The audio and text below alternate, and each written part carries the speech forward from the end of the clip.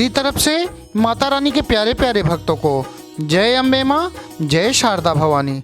दोस्तों, आज की अपनी इस वीडियो में हम जानेंगे बाबा केदारनाथ की महिमा के बारे में। क्यों बाबा केदारनाथ आज के इस घोर कलयुग में भी जागृत स्वरूप में विराजमान है।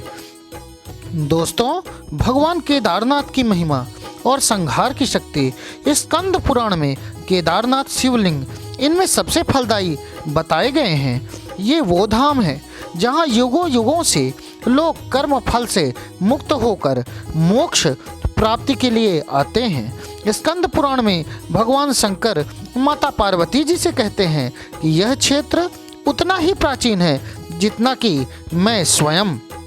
मैंने इसी स्थान पर सृष्टि की रचना के लिए ब्रह्मा के स्वरूप में पर ब्रह्मत्व को प्राप्त किया था। तभी से यह स्थान मेरा चिर परिचित आवास बना हुआ है और इसीलिए भूमि का यह खंड स्वर्ग के समान है।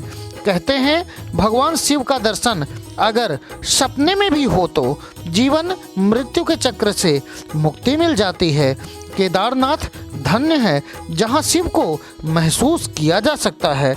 कहा जाता है कि केदारनाथ के दर्शन साक्षात भगवान शिव के दर्शन करने जैसा है। भगवान शिव सर्वव्यापी, अनंत, अगोचर, अविनाशी और कण कण में मौजूद हैं। लेकिन 12 ज्योतिर्लिंगों में बाबा केदारनाथ के पास वही शक्ति है जो भगवान शिव के तीसरे नेत्र के खुलने पर सब कुछ विनाश करके रख देती है। केदारनाथ के साथ शिव के अंग जहाँ जहाँ प्रकट हुए उन्हें पंच केदार कहा गया। मान्यता है कि पंच केदार पर पांडवों ने पूजा की और वे पाप से मुक्त हुए। तो आइए दोस्तों, आज की अपनी इस वीडियो में एक छोटी सी कथा के माध्यम से जानते हैं कि आज के कलयुग में भी भगवान श्री केदारनाथ कितने जागृत हैं और किस तरह से अपने सच्चे भक्तों की मदद के लिए दौड़े दौड़े आते हैं।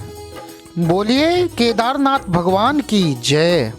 एक बार एक शिव भक्त अपने गांव से केदारनाथ धाम की यात्रा पर निकला। पहले यातायात की सुविधाएं तो थी ही नहीं, वह पैदल ही निकल पड़ा। रास्ते में जो भी मिलता केदारनाथ का मार्ग पूछ लेता था। मन में भगवान शिव का ध्यान करता रहता। चलते चलते उसको महीने बीत गए। आखिरकार एक दिन वह केदार धाम पहुँच ही गया।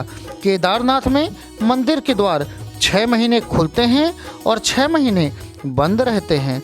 वह उस समय पर पहुंचा जब मंदिर के द्वार बंद हो रहे थे।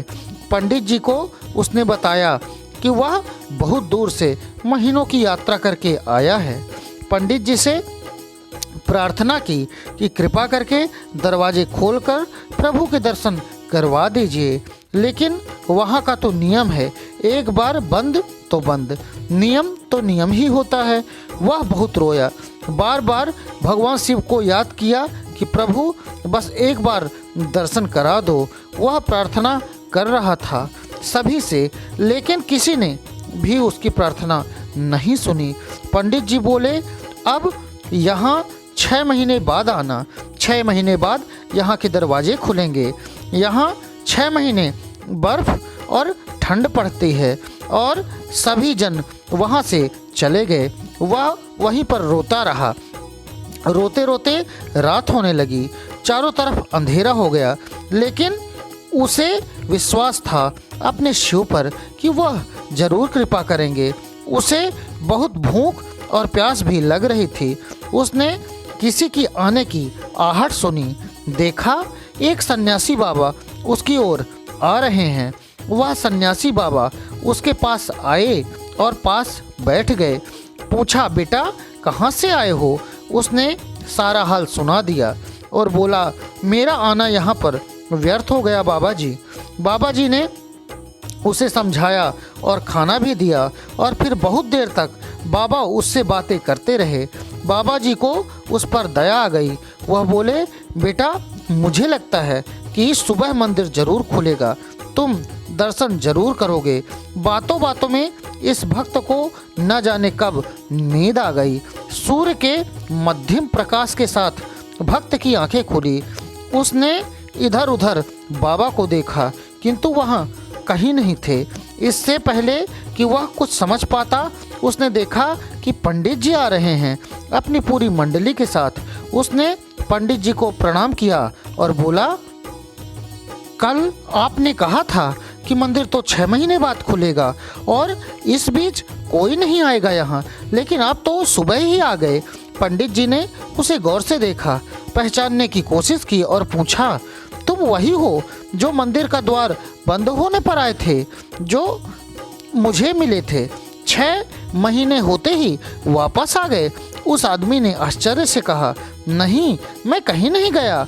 कल ही तो आप मिले थे, रात में मैं यहीं सो गया था, मैं कहीं नहीं गया। पंडित जी के आश्चर्य का ठिकाना नहीं रहा। उन्होंने कहा, लेकिन मैं तो 6 महीने पहले मंदिर बंद करके चला गया था और आज 6 महीने बाद आया हूँ। तुम 6 महीने तक यहाँ पर जिंदा कैसे रह सकते हो? पंडित जी और सारी मंडली हैरान थी। इतनी सर्दी में एक अकेला व्यक्ति कैसे 6 महीने तक जिंदा रह सकता है?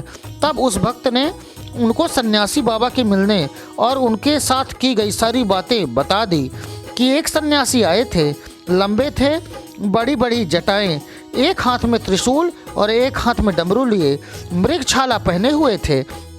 पंडित जी और सब लोग उसके चरणों में गिर गए और बोले, हमने तो जिंदगी लगा दी किंतु प्रभु ने कभी दर्शन नहीं दिए। सच्चे भक्त तो तुम हो, तुमने तो साक्षात भगवान शिव के दर्शन किए हैं। उन्होंने ही अपनी योग माया से तुम्हारे 6 महीने को एक रात में परिवर्तित कर दिया है, कालखंड को छोटा कर दिया है। यह सब तुम्हारे पवित्र मन, तुम्हारी श्रद्धा और विश्वास के कारण ही हुआ है। आपकी भक्ति को प्रणाम है। बोलिए केदारनाथ भगवान की जय।